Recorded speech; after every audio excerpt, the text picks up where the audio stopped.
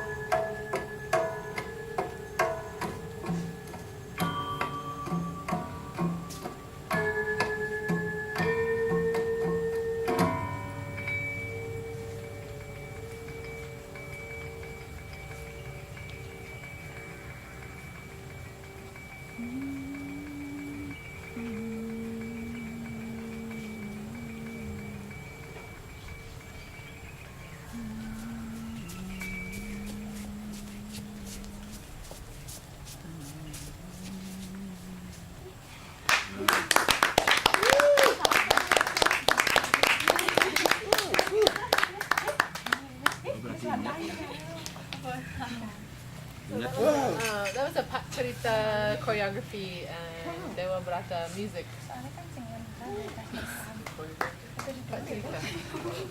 Yeah.